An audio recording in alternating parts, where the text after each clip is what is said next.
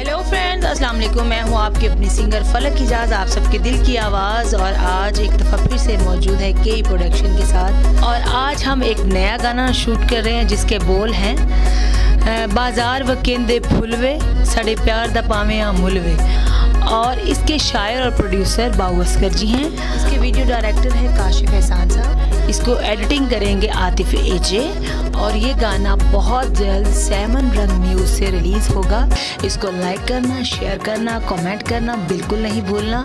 बहुत अच्छा सॉन्ग है, ज़रूर देखिएगा और अच्छे अच्छे कमेंट्स के साथ अपना प्यार दीजिएगा। Thank you very much. अल्लाह हाफिज़।